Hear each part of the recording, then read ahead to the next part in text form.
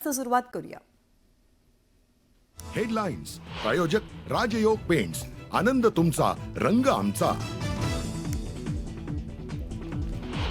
मुंबईतल्या काँग्रेस कार्यालयाबाहेर भाजपकडनं शाईफेक करत तोडफोड, कार्यकर्त्यांवर पोलिसांकडनं लाठीचार्ज। तोडफोड करणाऱ्यांवरती कठोर कारवाई करा, काँग्रेस नेते विजय वडेट्टीवारांची मागणी। तर हल्ला नियोजित कट असल्याचा जितेंद्र आव्हाडांचा आरोप। बीड आणि परभणीच्या मुद्द्यावर विरोधक आक्रमक, वाल्मिक कराडसारख्या लोकांमुळे बीड जिल्ह्यात जातीय तेढ वाढल्याचा संदीप क्षीरसागरांचा आरोप।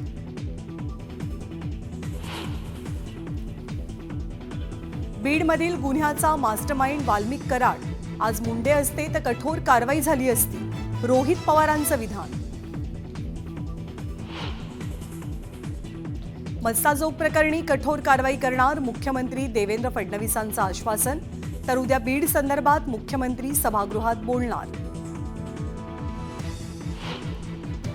अजित पवार एक दिवस मुख्यमंत्री होतील, अजितदादांना त्यासाठी शुभेच्छा। विरोधकांच्या टीकेला मुख्यमंत्री फडणवीसांचं उत्तर।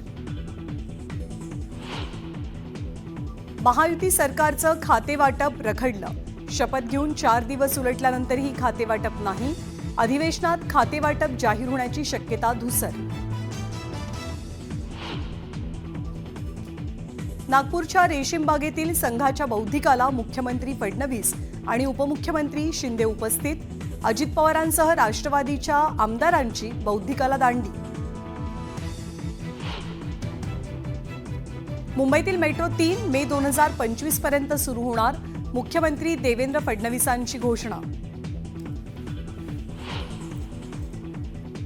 कल्याणमध्ये हनीमूनला जाण्यावरनं जावई आणि सासऱ्यात वाद, हनीमून डेस्टिनेशन ठरेना म्हणून सासऱ्याकडनं जावयावरती ऍसिड हल्ला।